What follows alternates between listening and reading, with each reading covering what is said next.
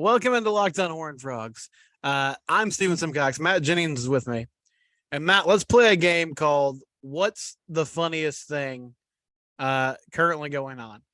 Is it that Mike Gundy and his half-butt mullet rolled into I say that because he's not committed to the mullet bit anymore. It's like either have the mullet or don't, but don't have this weird like halfway mullet that just looks like you haven't cut your hair and It's a very. I wish you would be either hot or cold. You were lukewarm. I spit you out of my mouth. Yes. Yeah. Oh wow, that was some conviction here on an early Monday morning. Matthew bringing the word. Praise the Lord. Be careful doing that on a TCU podcast. This is not the Baylor podcast. Listen, it's more like it's what my hair looks like because I have a newborn and I'm not like taking care of myself. I'm taking care of other people. So it's just like I haven't been sports clips lately. Some of you are judging me now because I go to sports clips, and that's none of your business. I like to make small talk with people and watch First Take on mute. So sue me. That's just kind of a little bit about me. But what's funnier is it that Mike Gundy rolled in there on Saturday, and last season I believe Oklahoma State beat TCU 63-17 on their home field, and they're up 24-7, and things were going fantastic for them. And then they just decided, you know what? Let's sit on the ball for 3 quarters and see how that works for us. And it didn't work out, and TCU won in double overtime. Or is it funnier? There were a lot of people in opposing fan bases that this offseason sort of trotted out this lazy take of, well, TCU fired their best coach ever, and he was the program. And so now they're just going to be a complete afterthought. They went and hired some mid coach from SMU. And nobody's going to care about them anymore. And guess what, suckers? We're 6-0, baby. We're rolling. We're bowl eligible in the middle of October. There's no stopping this train. Okay, so I'll throw the floor to you. What's funnier to you at the moment? I mean, the latter is funnier. The idea that TCU was making some big mistake by making a change seemed like on its face just like people weren't paying attention to me during the offseason. Now, you could quibble about whether or not Sonny Dykes was the right hire. Thus far, seems to be working out just fine. But I think you saw a lot of, especially like national media types, trotting out that take of like, oh, they really ran the best coach in school history, which Gary was and is, and like unequivocally, right? But they really ran that guy out of town to replace him with the coach from SMU.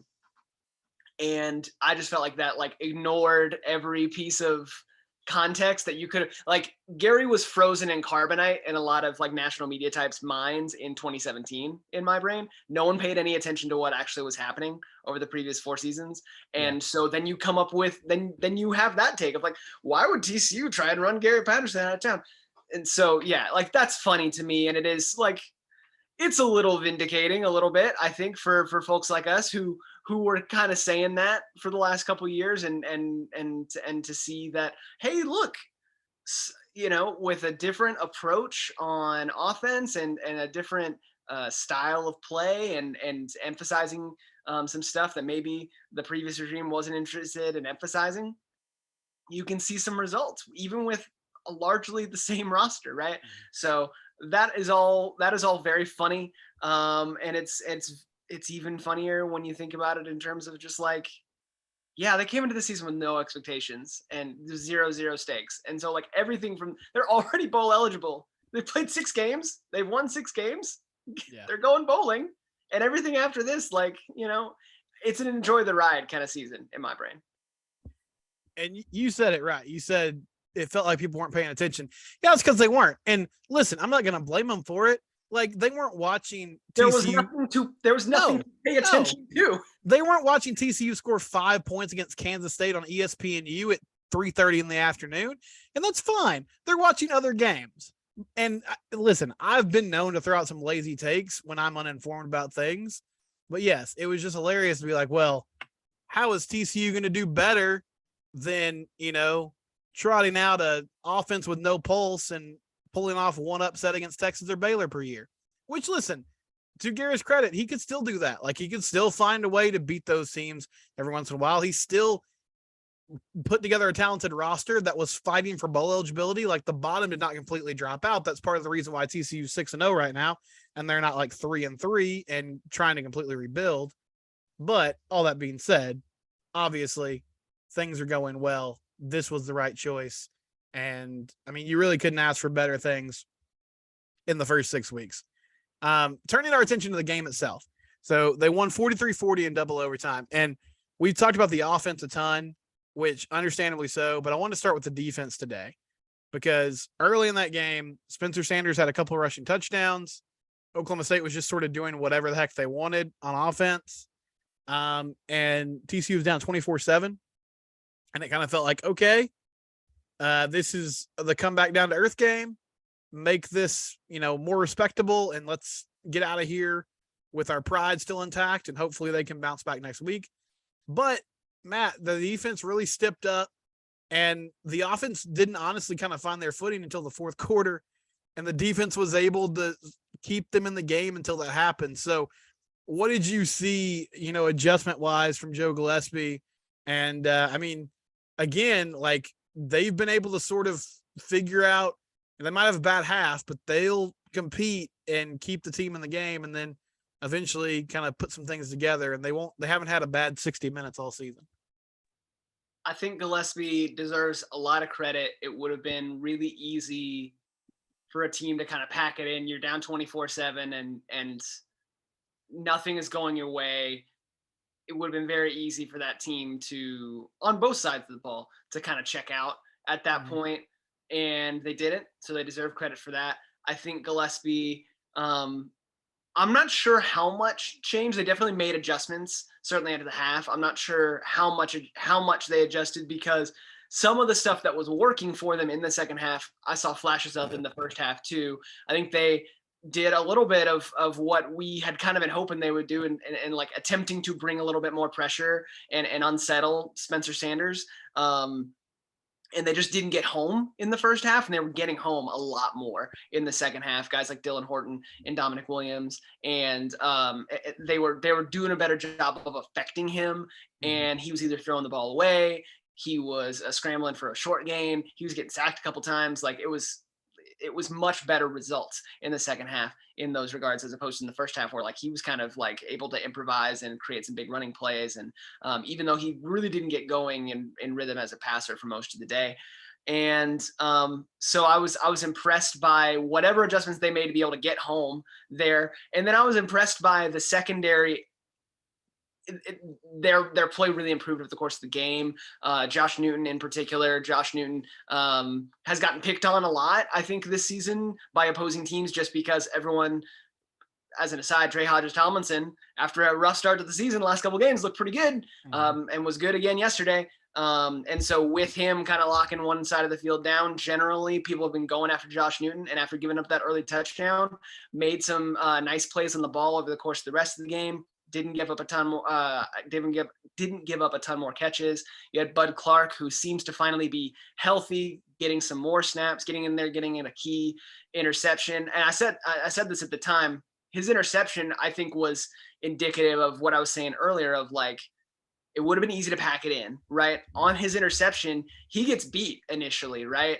The receiver has position. Now Spencer Sanders underthrows it, and so that plays into the play. But Bud Clark doesn't give up on the play, realizes what has happened, sprints with all that he has to recover and make up the ground, and gets his head around to not only knock the ball away, but actually make a game-changing turnover, right? And so that sort of drive and that sort of refusal to give up on plays, something that we did not see from them last year a lot of time, especially in games like this where games were starting to get out of hand. And they're getting better at rushing the passer, which is a problem that they've had for a year and a half. And their run defense remains really good. Really good. And so really impressed by that. Dominic Williams continues to just be a force, and it's just really fun to watch. Yeah, so Cody Stovall, who is he's taking over the Locked On Oklahoma State show. This is not, I guess it kind of is a shot. Oh well. It was just funny. I didn't think about this subplot, but he was like, oh yeah, Dominic Richardson revenge game. Because He was a 2020 signee.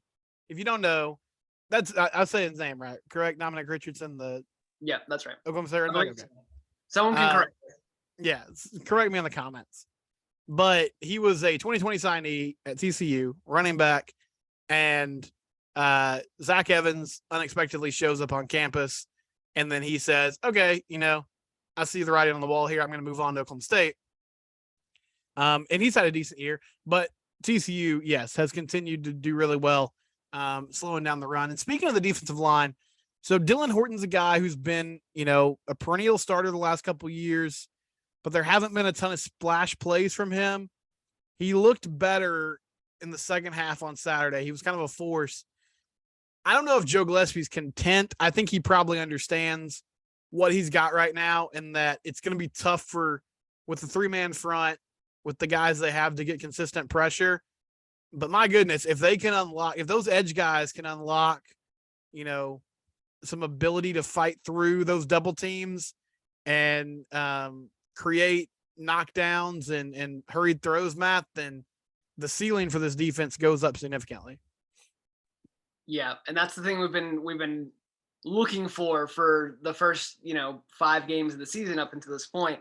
Was that seemed like the big weakness for them is the pass coverage might hold up well for the first few beats on a passing play, but you give that quarterback enough time back there, eventually guys are going to come open, and they just hadn't been able to kind of affect the quarterback super well.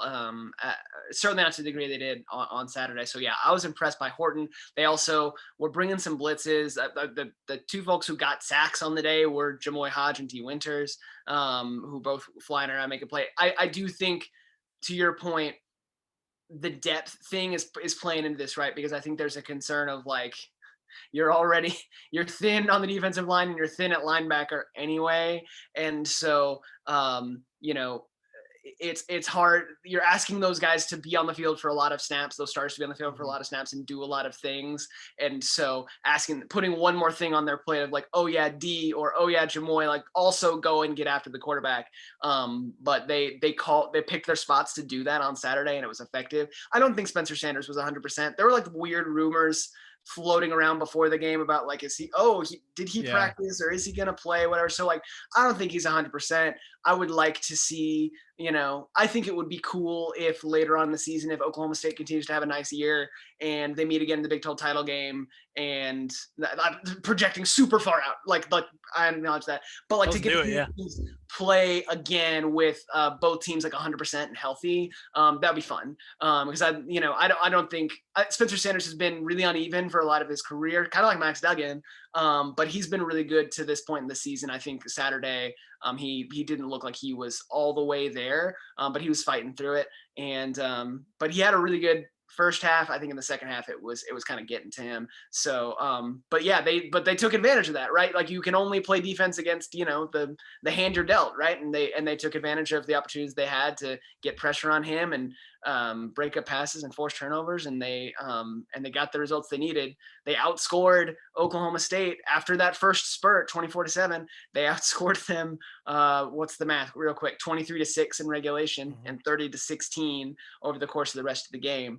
Or 33-16 over the rest of the game. So really great reversal and adjustments by that defense, and eventually the offense found their footing, as they will always eventually do, because they're too talented not to. Yeah. That quick math, man. That's why Matt said Milton Daniel, buddy. That's why he was in the honors college. And yes, Matt mentioned the linebacker. So if you missed it on Saturday, Marcel Brooks took a pretty nasty cut block. And there's nothing official out there, but the early reports and kind of murmurs and whispers around it, or that's not a good situation. It's probably a long-term situation, at least multiple weeks that he's out. You already have lost Terrence Armstrong for the year. Thomas Armstrong, Terrence Cooks, who was a transfer linebacker, got out for the year in fall camp.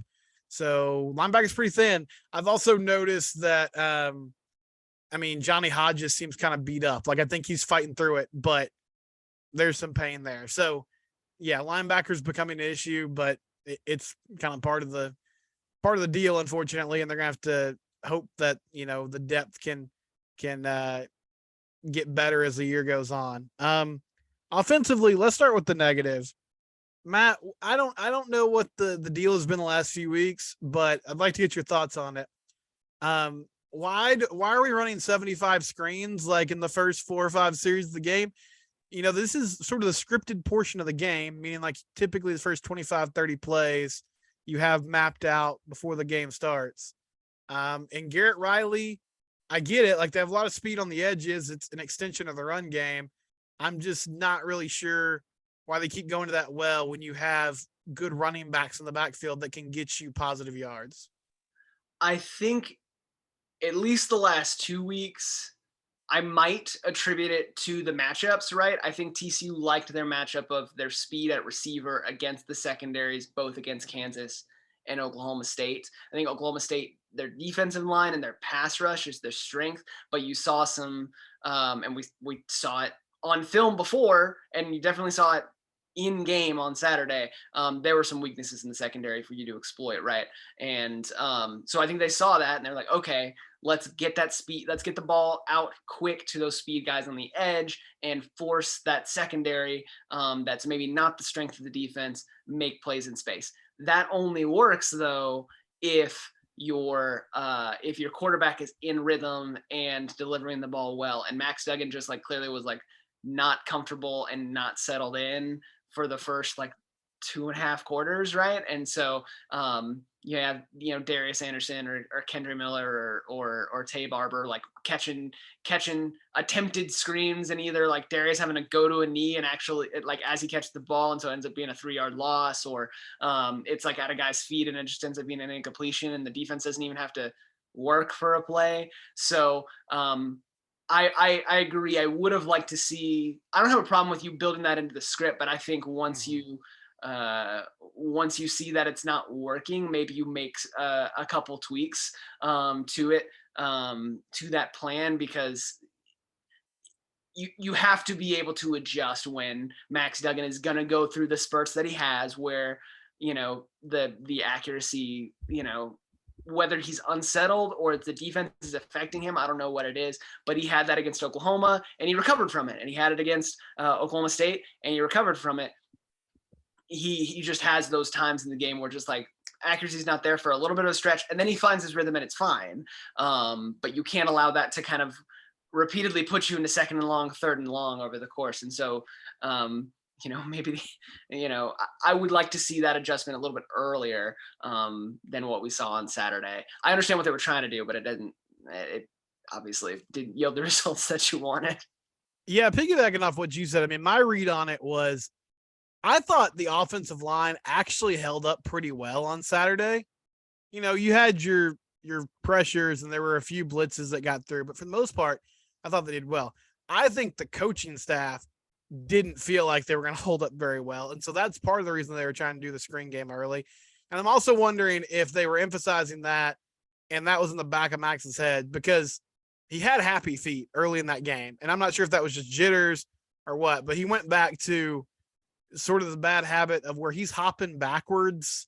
Like he'll get in his drop and then he's like hopping backwards immediately and he's throwing off his back foot. So in the end, things settled down, but it just seemed like, Matt, they didn't really trust that they could block that Oklahoma State front. And I think you're right. And I think the thing that helped them settle in and feel more confident was getting back this is a very Gary Patterson answer, but it was getting back to the run game, especially in the second half. They leaned on Kendra Miller and Amari DiMercado just a little bit, forced that Oklahoma State defensive line to think about the run game a little bit. And they got Max involved in the run game a little bit as well. And they kind of they got the offensive line some confidence, but coming off the ball and hitting somebody.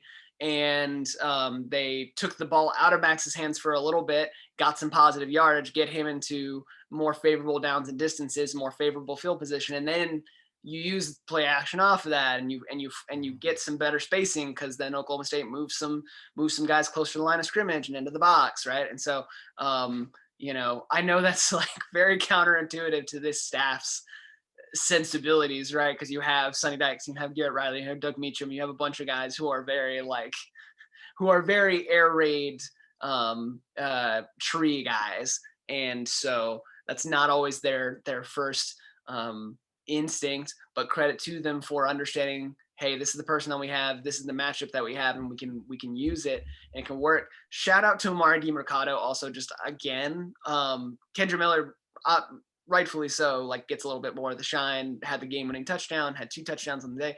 Marty Mercado, like weird career renaissance as a 5th-year senior, like showing burst and stuff. He was a garbage time running back for like his whole career and has turned into like a really viable number 2 with burst and some wiggle in the open field. It's really fun. And so, yeah, just them being willing to lean on those guys a little bit, I think helped in those regards as well. We'll get to Quentin Johnson in a minute because he had another monster game, but I wanted to have some Kendre Miller appreciation time because he does seem like kind of the playmaker on this offense that we haven't talked about as much as Max and some of the wide receivers. He had just over 100 yards on Saturday, and they were tough physical yards. I mean, he just runs with an angry streak.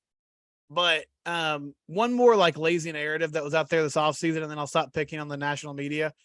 But there was in some previews, I just saw some folks saying like, oh, well, this offense is going to be worse because their best player was Zach Evans, and he's now transferred to Ole Miss. And Zach's super talented, going to be an NFL running back, is having a nice year at Ole Miss with Lane Kiffin and company. But Miller is plenty capable, and he's showing again why he's so good. Had the 2 touchdowns, as you said, had the game-winning touchdown in double overtime. But, yeah, him and DeMarcado have sort of been like the stabilizing force all year long when this thing gets off track. And he's legitimately great running back. I mean, he's one of the best running backs in the Big 12, and especially good at just shaking tackles and getting those yards after contact, Matt. It is Miller time, man. That's not a paid sponsorship. Kendre has just been so fun, and to watch, even going back to last year. He's got, I think, a really fun combination of, you hit on it, that physicality and that angry running streak, but also that burst that when he does get some open field in front of him, he can chew up some yardage quick. He has a nice little spin move that he uses sometimes. He can cut. He's really way more versatile and way more dangerous and shifty in the open field than you would expect for a guy that is his size. And he's just so much fun. He only averaged 4.7 yards a carry, which is going to tank his average for the season a little bit. But has been great. Yeah. People forget he led the nation in yards per carry last year ahead of Zach Evans. Just people forget. So he's been great. Amari's been great. It's been really fun to watch them.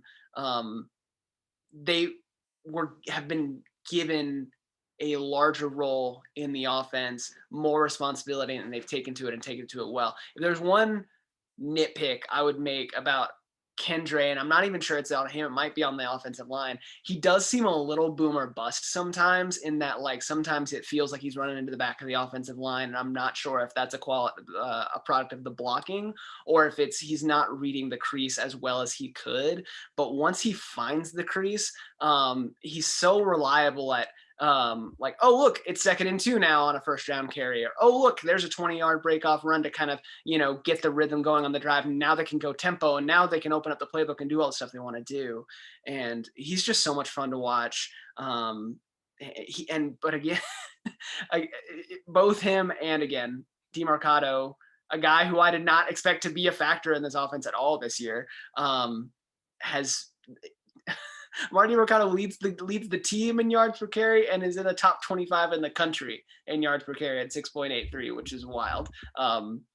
It's a really great stable. We haven't even got a chance to see much from Amani Bailey or Trent Battle, who I think are also really interesting and talented guys at the position as well. It's a testament to the depth at that position and how many weapons they have.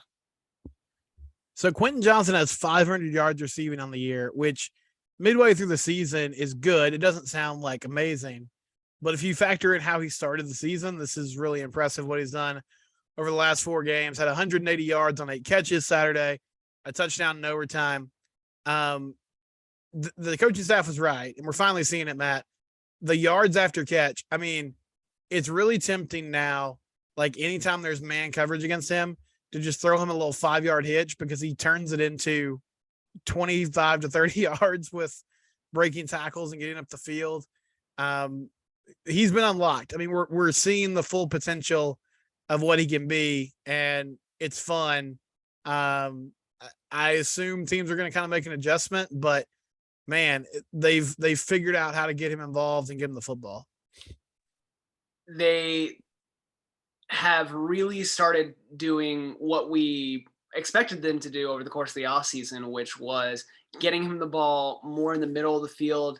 And yes, giving him the ball in space, even on those curls or on those quick digs, and then giving him the chance to, yes, to your point, get the yards after the catch. He's established this like fun signature move that he has, which is he runs the dig or he runs the curl, he makes the catch, and he gets the defensive back's momentum heading in like toward him to make the tackle, and he does this spin and like almost like throws them to the side and then proceeds to gain an additional 15 yards. And he's done that like 12 times over the last 2 games. It's just really fun to watch. He's been really, it's been night and day the last 2 games versus the previous 4. We talked last week. It's possible he wasn't totally healthy. Before that, we also talked about, I think Kansas and Oklahoma State have made poor choices in terms of how they cover him. I think in non-conference teams were really like, we're going to bracket him. We're going to shade coverage to his side of the field. We're not going to let Quentin Johnson beat us. There have been multiple instances where, whether it's because of the zone or because it's or he's getting matched up one-on-one against guys in man coverage and he's just winning his matchups, he's just finding open spots and he's just, and then it's just pitch and catch. And that's super dangerous. And if he keeps getting those opportunities, it's going to be easy for this offense to make hay, and it's going to be easy for these other guys to have opportunities as defenses do adjust to him. It also made it not hurt as much when a guy like Darius Davis on Saturday did not have his best game. It was very clear that they were trying to get both Quentin and Darius going because of how much they were targeting both of them. And Darius, I think, just was like, is so amped and really wants to make a big play that I think he was overdoing it a little bit. And so, like, you know, bobbling passes, bobbling punts. But that's okay when you have a guy like Quentin Johnson there who can kind of pick up the slack when it's needed. And a time will come around when the defense is able to kind of limit him, and then it creates those opportunities for Darius later on. So it's a symbiotic relationship. So a sort of a random part of this football game. Well, I mean, it's not random, it was important, but just a random rule that was exploited. So Gundy was having the guys take their sweet times with substitutions. So TCU would substitute, Oklahoma State defense would get a chance to substitute, and they would be walking those guys in and force TCU to burn a timeout, force a delay a game. And Dykes and the staff eventually adjusted and had them start snapping the football while Oklahoma State players were running off. Got a couple offsides calls, got a couple of legal substitution calls. That in itself was just interesting, that chess match.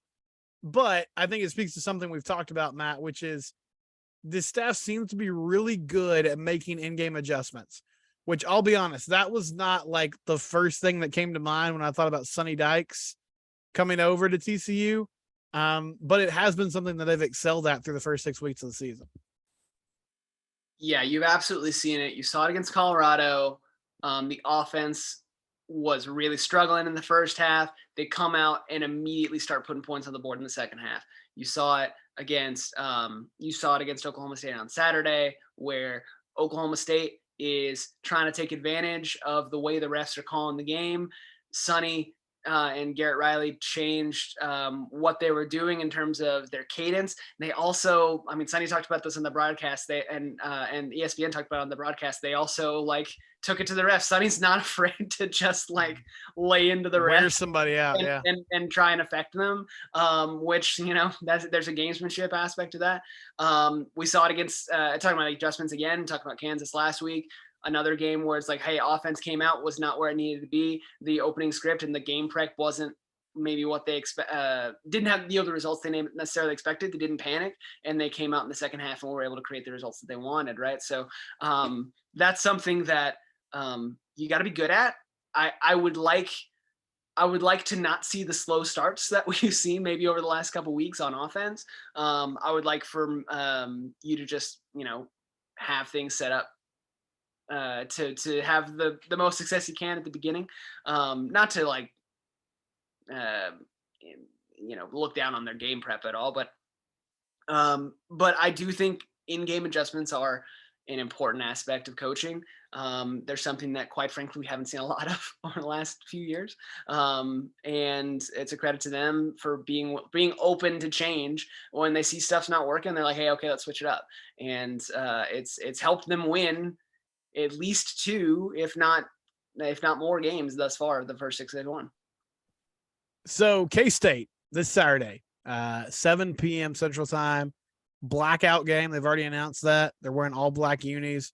Want the fans to wear black. It's going to be fun. Feels like 2014 again.